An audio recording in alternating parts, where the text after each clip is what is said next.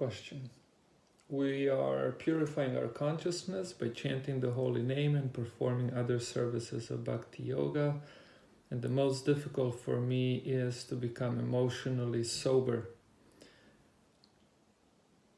which means free from insane relationships, compulsive behaviors such as emotional eating, hate speech, and criticism of others, including atheists and other devotees. Which leads me to disappointment with bhakti yoga and finally emotional and physical burnout, then to laziness and staying late in bed, and finally to illicit sex, masturbation, and watching porn. Please, could you advise me how to become emotionally sober? I chant holy name for the last 9 years, and it looks like I did not do any progress. Question sent to the Brahmacharya. My response to this question, 4 points. First, in regards to the chanting, we chant Hare Krishna Mahamantra to develop divine consciousness. Divine consciousness is divine, the ultimate level of consciousness. In divine consciousness, one becomes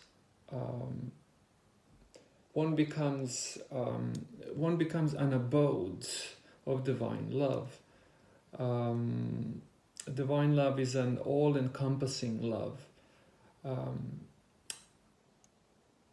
All-encompassing love means there's no room for hate. And if there is hate, hate is only a peripheral feeling, which is actually based on love and devotion for the Supreme and for all the parts and parcels of the Supreme. So this is no small feat to accomplish, and the process of chanting of Hare Krishna is meant to realize this, is to make our consciousness literally divine consciousness. Now, the process of chanting does not begin, nor does it stop with chanting. It carries on it goes on to encompass the rest of the hours of the day, and the rest of the days of the year, and the rest of the years of our life. In other words, you cannot isolate chanting from the rest of your existence. Chanting is the process to which you commit to different levels. If you commit to it completely, then you're going to practice chanting every minute of the day. The whole life is meant to practice this chanting. And so that means that this chanting will expand into hearing, into serving Krishna, into serving devotees, and everything else that is required that is part of the process of the chanting of Hare Krishna, so that we can come to this point of understanding, of being aware of Krishna, being aware of all souls as divine parts and parcels of God, who in whatever state they might be, they deserve our kindness. Now, if they are divine, according to this understanding, that means they're not there for our exploitation, and therefore any thought and activity that's rooted in the desire of exploitation is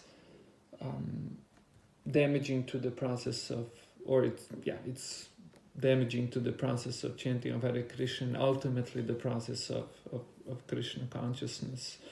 Now, point number 2 is that we thrive on success. We thrive on success. That means if you want to change something in you, in your behavior, in your life, in your understanding, in the way you function, you have to not only focus on failure, but you have to focus on success.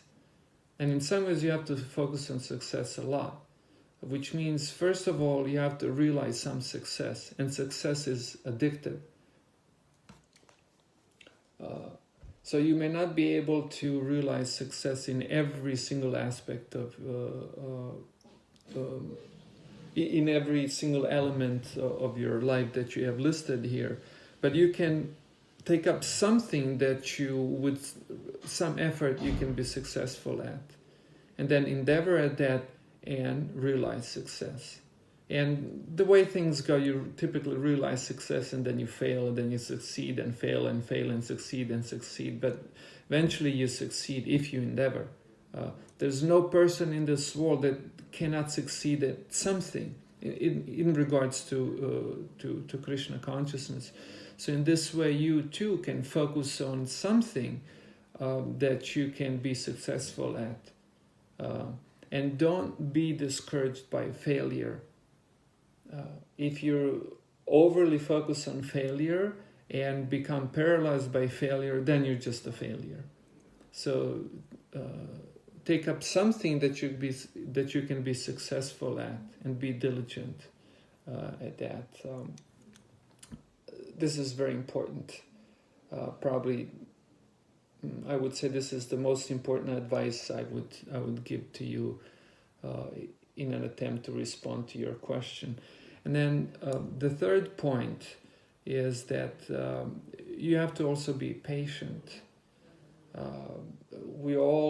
We find ourselves in the situation that we are, in other words, with our minds and senses and attachments, etc., not because of somebody else's fault. We're in this position because some or other we have earned it, we have deserved it.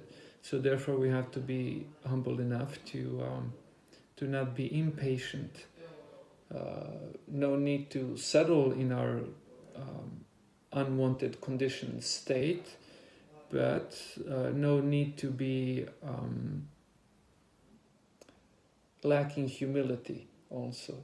So be humble, accept your situation as it is, and be patient. And while you're being patient, you also would do good to diligently work on earning Krishna's and devotees' mercy and blessings. Otherwise, I don't know you, but from reading this message, you seem to be somewhat of an unstable person to go on such a roller coaster up and down. So yes, keep chanting Hare Krishna, and don't forget that the chanting of Hare Krishna is not just the chanting, it's the rest of your life, what you do, and try to incorporate that into your chanting of Hare Krishna and focus on success. Try to realize success. Success is intoxicating, it is exhilarating, it is encouraging, and so as you realize a little bit of success, you're going to become euphoric, and you will probably find fuel in it to continue with your struggle. Hare Krishna.